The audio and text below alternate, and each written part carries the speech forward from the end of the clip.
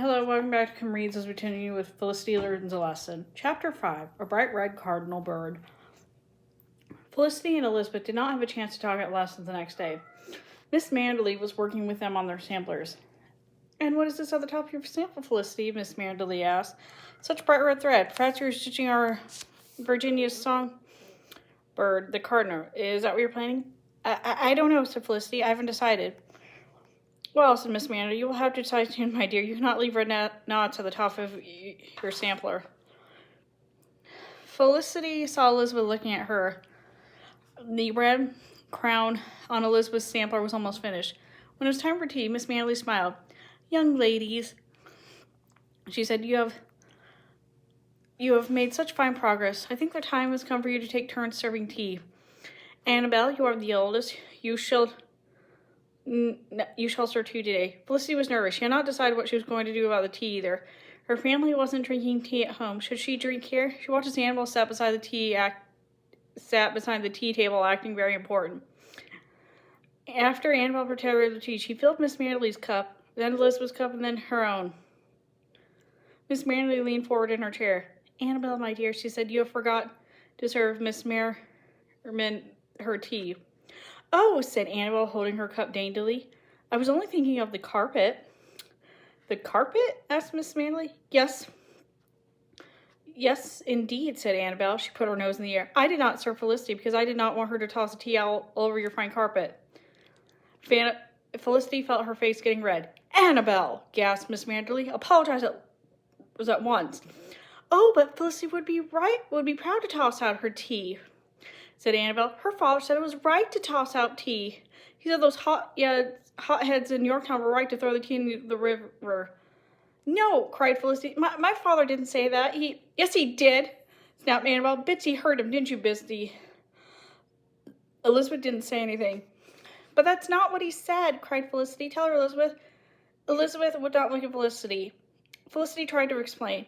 "My father said the men who threw the tea out into the river thought they were right. They did show the king that they did not agree with the tax on tea." "Your father disagrees with the king's tax, too," said Annabelle. "That's why he's not going to sell tea in the store anymore. He is disloyal to the king. Your father is a traitor."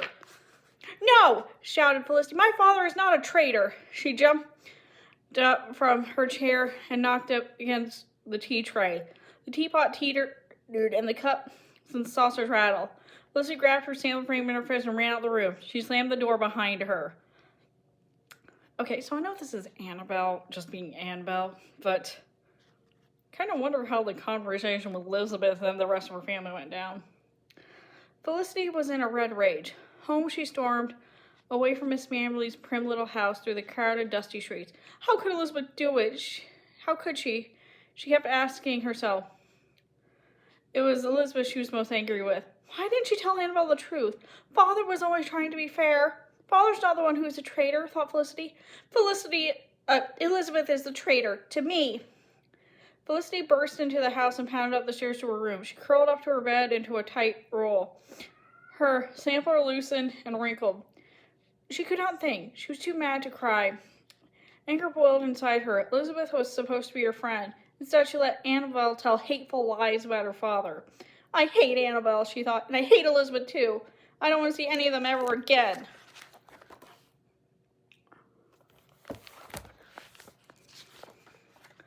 Felicity heard the door open. "Felicity," whispered her mother. She sat on the bed and put Felicity's head in her lap. "What is it, my child?" her mother said softly. She smoothed Felicity's hair. "What is it, Felicity, my dear?" Felicity took a shaky breath. "Elizabeth and Annabelle think Father is a traitor. I don't want to speak to them ever again," she said. "Ah," said her mother sadly. "It's because of the argument about tea, isn't it?" Felicity nodded. "Mrs. Merriman." "My poor child," she said. "I fear there's nothing more of this than trouble coming. This talk against the king will cause nothing but sorrow before it's all over. It will divide families and destroy friendships if we let it." Gently, she took Felicity's sampler from her hands. "Throw it away," said Felicity. "I hate it. It's full of mistakes." Mrs. Merriman pulled the sampler taut in its frame. "No, my impatient one," she said calmly. "I see a great deal that's in the sampler.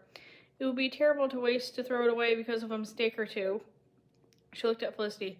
I think it would be a terrible waste to throw away your friendship with Elizabeth, too, because of one misunderstanding. But how can I be Elizabeth's friend? Asked Felicity. She thinks father is a traitor to the king. Did she say that? Asked her mother. No, Annabelle did, but Elizabeth did not stop her, said Felicity. Elizabeth is not as brave as you are, said Mother.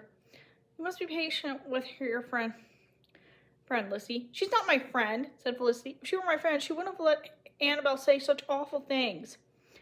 I see, said Mother. You're afraid Elizabeth does not like you anymore, is that it? Aye, whispered Felicity. I think you were wrong about that, said Mrs. Merriman, but you'll have to go back to your lessons to find out. I don't want to go to lessons anymore, exclaimed Felicity. They are a privilege, said Mrs. Merriman. It is not wise to walk away from such a chance to learn. I want to forget everything I've learned, said Felicity. Aye, said Mrs. Merriman, looking down at the sampler. It is easiest to throw things away. It's harder to untangle knots and try it again. She looked at Felicity with love. It takes courage. Felicity thought for a moment. Then she said, what if I do go back? What shall I do when they serve tea? I want to be loyal to father. I don't want to drink tea anymore. But if I'm rude, Miss Manderley won't let me come back ever again. Elizabeth won't be my friend. And Annabelle will think she is right, that colonists are uncivilized. Felicity looked at her mother. What should I do? Now this is a difficult knot to untangle, said Mrs. Merriman. You must be well-mannered, but follow your heart. You must be polite, but do what you think is right. She lowered Felicity's head onto the pillow gently. Rest now and think about it.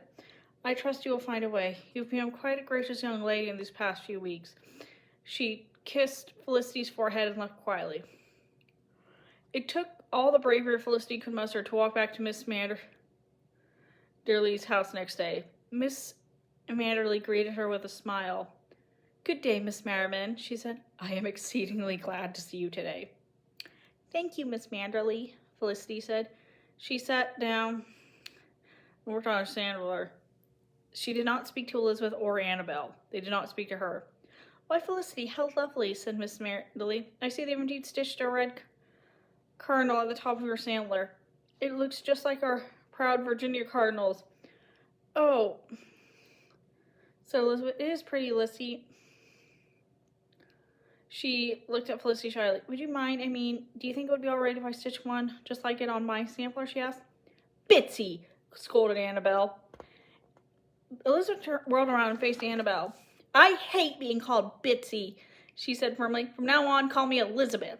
Why, sputtered Annabelle. Or I will call you Bananabelle in front of everyone, said Elizabeth. Annabelle, Bananabelle. For once, Annabelle was speechless. Elizabeth grinned at Felicity. Felicity felt her spirits rise like a bird. Elizabeth is still my friend, she said. She smiled at Elizabeth. Miss Manderley smiled too. Well, Elizabeth, she said, will you do us the honor of serving tea this afternoon? Yes, said Elizabeth. Felicity's heart pounded as she took her place at the tea table. This was the moment she dreaded. How could she refuse tea without being rude? She watched Elizabeth measure the tea and pour the hot water into the pot. She watched as Elizabeth handed each of them a teacup, a saucer, and a spoon. Then Elizabeth began to fill the cup. She poured Miss Manderley's cup without spilling a drop. She poured Annabelle's cup and offered her sugar. Felicity's cup was next. Felicity took a deep breath. Very gracefully, she turned her teacup upside down on the saucer and put her spoon across it. Thank you, Elizabeth, she said in a politely clear, strong voice. I shall take no tea. Well done, said Miss Manderley softly. Elizabeth smiled. Perhaps you'd like a queen cake, she said as she handed the plate to Felicity. I prefer a plain biscuit, said Felicity as she smiled and looked at her friend. I've got no loose teeth to worry about today. And that is the end of Felicity Learns a Lesson. Goodbye.